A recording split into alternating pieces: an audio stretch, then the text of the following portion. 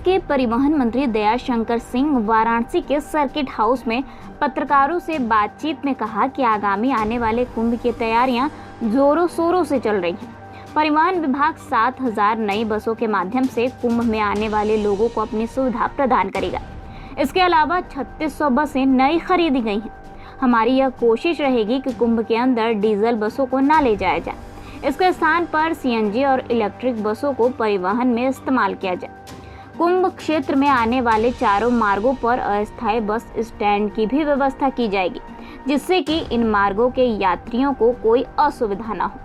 वहां पर अस्थायी बस अड्डों का निर्माण शुरू हो गया है। एक प्रश्न के उत्तर में उन्होंने कहा कि राहुल गांधी संसद में जो अनाप शनाप बयान दे रहे हैं वह उनकी हताशा को दिखाता है। कम सीट जीतने वाले भी आज संसद में इस तरीके का बयान दे रहे हैं जैसे कि बहुमत में हो। राहुल गांधी अपने खानदानी परंपरा का भी परिचय दे रहे हैं, जिसमें तानाशाही और बड़बोलापन हावी था। प्रदेश में होने वाले उपचुनाव में सीटों को जीतने के प्रश्न पर उन्होंने कहा कि भारतीय जनता पार्टी लोकसभा चुनाव में इन विपक्षियों के भ्रामक प्रचार के कारण प्रदेश में पीछे हो गई, लेकिन आने वाले उपचुनाव में हम सारी की सारी सीट जीतेंगे। आपातकाल के समय जिन मुलायम सिंह यादव ने इसका विरोध करते हुए अपनी राजनीति चमकाई थी, आज उन्हीं के पुत्र ने कांग्रेस के साथ हाथ मिलाकर अवसरवादी राजनीति का परिचय दिया है। सुभाषपा के विधायक बेटी राम के नौकरी लगाने वाले गैंग के से संबंध होने पर उन्होंने कहा कि कानून अपना काम करेगा। ये भारतीय जनता पार्टी का राज है जहां पर कानून अपना कार्य करता है, जबकि पिछले समाजवादी पार्टी सरकार में प्रदेश की राजधानी में एक पुलिस अधिकारी को बोनट पर घसीटने का कार्य किया गया था। यदि नरेंद्र मोदी हिंदू समाज नहीं है तो राहुल गांधी हिंदू समाज हैं। राहुल गांधी अपने आप को पहले सोचें कि वो कैसे हिंदू हैं, वो कैसे हैं। उनके परदादा फारसी थे, उनकी माताजी क्रिश्चियन हैं, उनके तो वो क्या है। वो यदि वो मोदी जी को ये बात करें तो वो क्या है, वो मिक्स हैं। वो उनका यदि डीएनए टेस्ट कराया जाए तो उसमें फारसी भी निकलेगा, उसमें क्रिश्चियन भी निकलेगा, मुस्लिम भी निकलेगा। पहले अपने आप को देखें कि वो क्या है। देखिए, कानून सबके लिए बराबर है। कानून किसी दल और किसी पद के कारण नहीं, कानून सर्वोच्च है। ये मोदी जी और योगी जी के सरकार में संविधान सर्वोच्च है।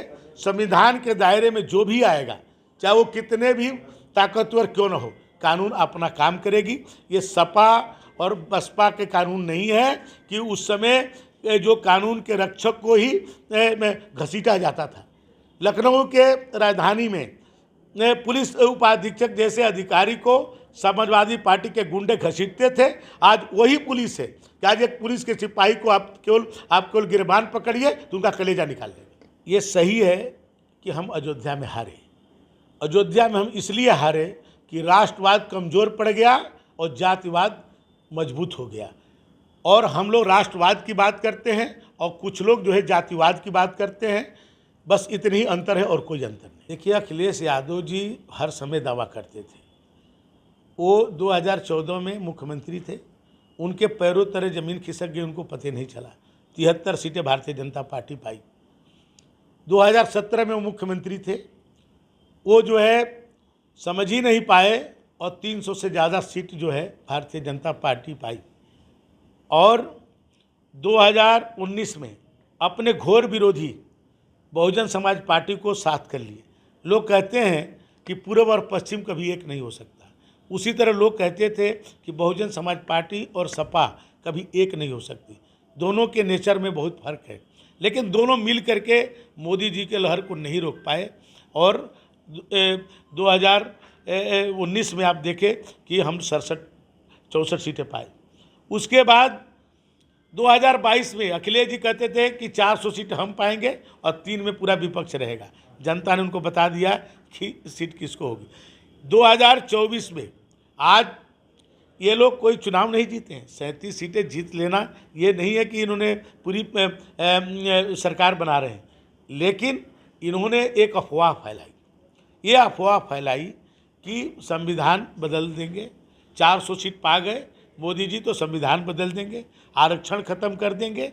इस अफवाह में ये सफल हो गए इसलिए इनको इतनी सीटें मिल गई। इनके तो लोग चुनाव लड़ने के लिए तैयार नहीं थे। इनके कितनी बार, दर्जनों बार प्रत्याशी बदले। एक एक लोकसभा आपको ऐसे मिलेंगे जहां पर इन्होंने दर्जनों बार प्रत्याशी बदल दिया। एक प्रत्याशी नहीं लड़ा, दूसरे को भेजे, दूसरा नहीं लड़ा, तीसरे को भेजे, ऐसे कितने जगह इन्होंने जो है चेंज किया, लेकिन कोई वहाँ के प्रत्याशी नहीं मिलता था। अब सुल्तानपुर में मेनका गांधी जी के खिलाफ में जो जीता, एक को बदल दिए, वो नहीं लड़ा, कहा कि हम नहीं लड़ेंगे। दूसरे को गोरखपुर से ले जाकर लड़ा दिए, प्रचार नहीं कर रहा था, लेकिन इन्होंने संविधान का डर दिखा करके वहाँ जीते। जो बहुजन समाज पार्टी के मतदाता जब दोनों एक लोग थे, तब जो है सपा को वोट नहीं दिया, या सपा वाले बसपा को वोट नहीं दिए। इस संविधान को डर दिखा करके इसमें उन्होंने ये प्राप्त कर लिया। तो भाजपा का वोट कम नहीं हुआ। ये लोग ये जो संविधान इन्होंने जो डराया, उसके कारण ये अफवाह सफल हो। ये वो न समझें, उपचुनाव में पता चल जाएगा कि उनकी हैसियत क्या है। वो जो बोलते हैं ना, अब बोल करके कई बार तो लाइव आप लोग दिखाते हैं, लाइव दिखाते हैं, और जब वो बोलते हैं बाद में कहते सॉरी ये गलत बोल दिया, ये है। तो अब उसको क्या काटेंगे? वो आप ही लोग लाइव दिखाते हैं, वो प्रेस कॉन्फ्रेंस करते हैं, और जब बोल लेते हैं आप लोग होता है सॉरी ये गलत बोल दिए, ये है। तो ये वो अपना बोलते रहते हैं, अपनी बात उनको समझा दिखा दिया जाए। वो जो अब तक जितना बार बोले हैं उसका आप ही लोग अपने यहाँ से क्लिप बनाइए, एक क्लिप बना करके उसको एक बना करके उनको दे दीजिए कि राहुल जी ने आपने ये बोला था। तो राहुल जी ना पागल हो जाए तो देखिए, आप उन्हीं का बयान को उनको दे दीजिए। माननीय मुख्यमंत्री जी की अध्यक्षता में अब तक 4 बैठकें जो है हो चुकी हैं कुंभ की तैयारियों को लेकर के, और सभी भी जो भी विभाग उसके स्टेक होल्डर हैं, सभी को माननीय मुख्यमंत्री जी ने निर्देश दिया है। उसमें परिवहन विभाग भी उसके स्टेक होल्डर है, क्योंकि परिवहन विभाग को आवागमन का व्यवस्था करना है। माननीय मुख्यमंत्री जी की मंशा के अनुरूप 7000 बसें हम लोग नई कुंभ के लिए लेने जा रहे हैं, और 3600 बसें हम लोगों ने अभी नई खरीदी है। और कुंभ के अंदर हम लोग की कोशिश है कि डीजल बसें अंदर न ले जाई जाए, इलेक्ट्रिक और सीएनजी बसों को कुंभ क्षेत्र में जाएंगी। और कुंभ मेला क्षेत्र के चारों तरफ जो 4 सड़कें जाती हैं, चाहे वो बनारस मार्ग से जाती हों, या लखनऊ मार्ग से आती हैं, या आपके रीवा मार्ग से आती है, कानपुर मार्ग से, चारों मार्गों पर हम लोग अस्थायी बस स्टैंड की स्थापना करेंगे। वहीं पर बसें हमारी खड़ी होंगी, और वहाँ से यात्री सीधे दर्शनार्थी जो है मेला क्षेत्र में इलेक्ट्रिक बसें से और सीएनजी बसों से जाएंगे। वहाँ प्रदूषण मुक्त पूरे कुंभ क्षेत्र को हम लोग की कोशिश है कि हम लोग उसको रखेंगे कि देश दुनिया से लोग आएंगे, उनको एक अच्छा वातावरण, सुंदर वातावरण उनको मिले। मेला क्षेत्र के अंदर भी जो हमारी इलेक्ट्रिक बसें, सीएनजी बसें खड़ी होंगी, उसके निर्माण शुरू हो गया है। वहाँ पर अस्थायी वहाँ पर बस स्टैंड बन रहा है, उसको और वहाँ की सड़कें जहाँ तक बसें जाएंगी उसका भी काम प्रारंभ हो चुका है। बहुत जल्द उसको हम लोग पूर्ण कर लेंगे। और क्योंकि कुंभ एक ऐसा है हमारे भारत देश के सनातन धर्म में एक बहुत बड़ा महत्व है। पूरी दुनिया की निगाहें कुंभ पर रहती हैं।